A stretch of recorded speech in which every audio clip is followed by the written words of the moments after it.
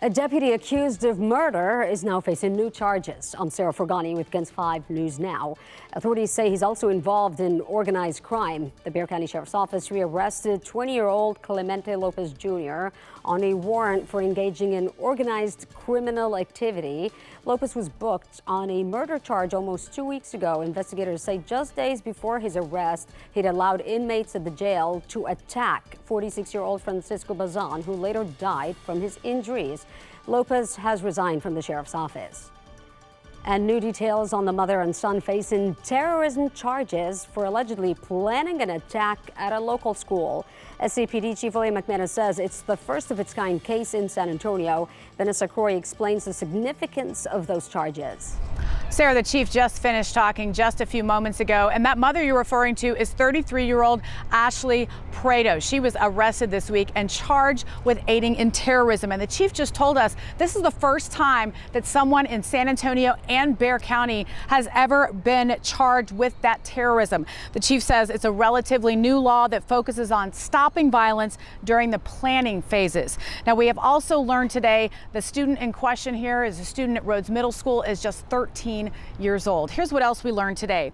First, the chief tells us that that child first came to the attention of police after they say he was drawing disturbing images and expressing fascination with mass shootings. Police say during that time they continuously met with family and the child, offering help and resources. But the Chief McManus told us just now that the mother appeared to be dismissive and throughout this whole process unconcerned with her son's behavior.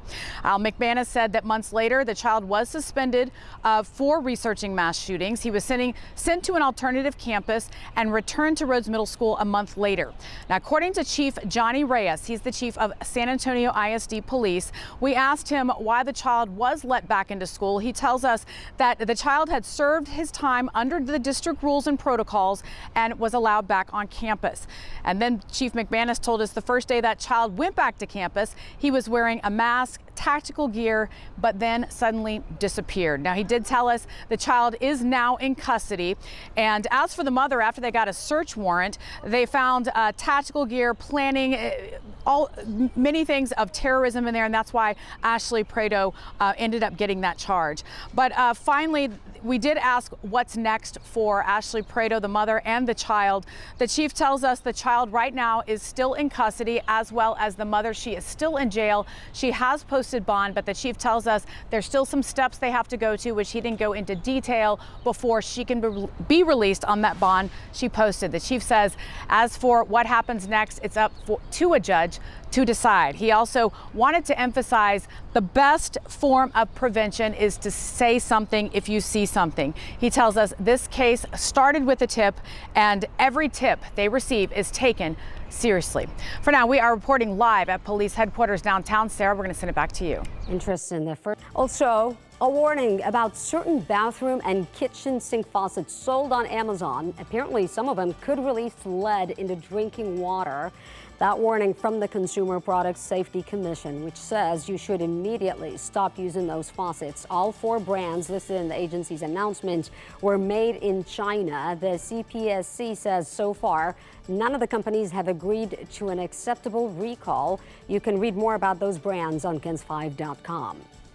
Next time that you go shopping at Walmart, prices might be a little higher, and the company says it's blaming President Trump's tariffs. Walmart says it will start raising prices later this month, with more increases coming in June. Walmart says it just cannot absorb all the extra expenses. You've probably already noticed the higher prices on things like mattresses and toys, and that trend is likely to continue.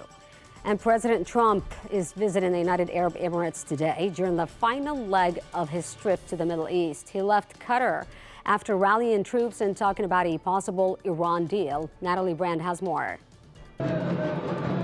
President Trump arrived in Abu Dhabi to great fanfare, complete with a military honor guard, music, and dancing. It's an elaborate welcome he has received on each leg of his Middle East trip. In the United Arab Emirates, he made the country's largest mosque his first stop, walking shoeless out of respect. This is an incredible culture, that I can say. Later, the president heads to the presidential palace for an official state visit. President Trump is using the trip to tout investment commitments and defense partnerships. Before leaving Qatar, President Trump held a campaign-style rally at Al Udeid Air Base, the largest U.S. military installation in the Middle East.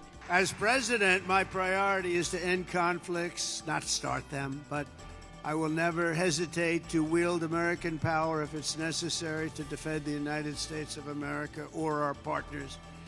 During a business roundtable earlier in the day, the president suggested Iran may be close to agreeing to a nuclear deal.